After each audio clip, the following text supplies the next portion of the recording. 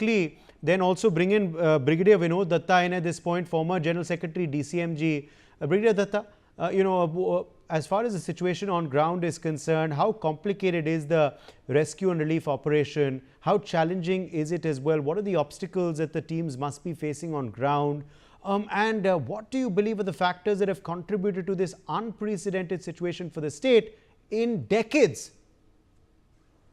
The situation is quite grim and compounded, and especially the weather. The weather is a big challenge because the clouds are still pouring in.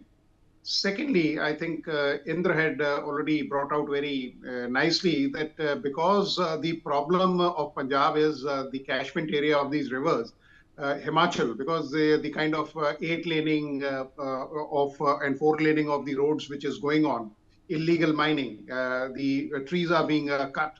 All these factors, like if you see, because I was involved in when there was a water crisis in Shimla, I was part of that study when I was, dealing with the disaster management.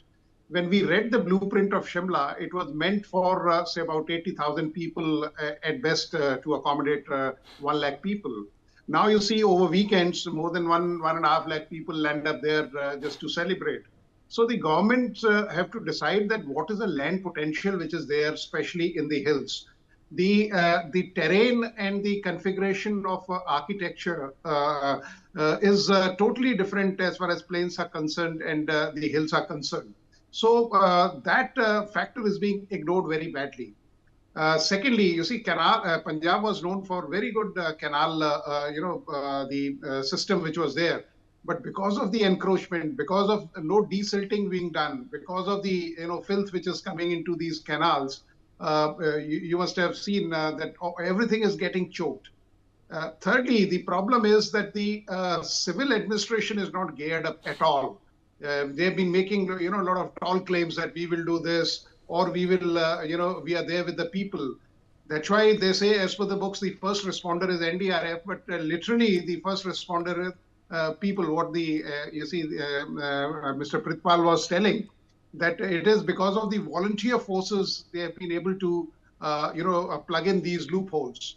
Another problem which is going to the Punjab is going to face is about once the water recedes, because firstly all the assets they have been damaged beyond repair. Then the disease which will come. There are a lot of livestock. You must have seen how buffaloes they were seen in the river like those paper boats. The livestock, the people who have died, the disease is going to be a very big challenge. So the government has to, really pitch in, and they have to look after the trauma aspect. The psychosocial factor is very, very important in any disaster-like situations, because people have lost their crops, they have lost their homes. I mean, it is not easy. So they have to be given some kind of counseling, some kind of help. And the help has to be immediate. It should not get into the red tapeism. I remember when we had gone to, Andhra Pradesh for this cyclones. The administration sometimes they were, so involved in red tapeism that okay, get me the papers of the boat. अरे भाई, जिस fisherman ने अगर boat कर्ज लेके खरीदी है, how come he will be able to, have those papers and produce those papers? So the relief also has to be very, very realistic, and it has to, that human involvement has to be there. I mean, you just can't you put it on a computer and say, okay, we have fed in this data and this is what relief you are going to get. Thirdly, we have to be also very, very particular on the, especially government officials, because, on lighter side, some people were telling that फसलें खराब हुई हैं, रबी खरीफ, और बोला तीसरी फसल जो लोगों को फायदा देगी वो है relief. So relief has to reach right to the last man connectivity, or to the person who's there, who has been impacted. So all these factors have to be, kept in mind. And one more point which Indra was mentioning, I really want to endorse my views, because I have overseen Kerala floods. When the Idukki Dam was, the sluice gates, they were not opening. The same thing happened in Delhi, if you remember, when the Army's engineer regiment was called and they worked overnight, and then the sluice gates were opened. So most of these drills are not being followed in peace. We are unnecessarily, not holding, these people accountable. The people should be held accountable if the sluice gates are not opening. They should be rehearsed. They should be well oiled. The engineers should be taken to task. And third is the interstate rivalry. The government, now we have had a very stable government at center. So all these, interstate rivalry of water sharing, not allowing the water or holding water for, dry days. I mean, that should be ironed out, and the water flow should be given equally, depending upon, of course, the population, the bubble which is there. That is a very big factor.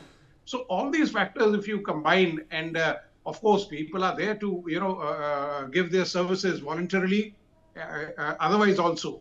But the administration has to pitch in. At the drop of hat, they, ask the army to come. Army is always there to help you. But the army doesn't have that kind of equipment, which SDRF, State Disaster Response Force. You see, 2005, this act came into being.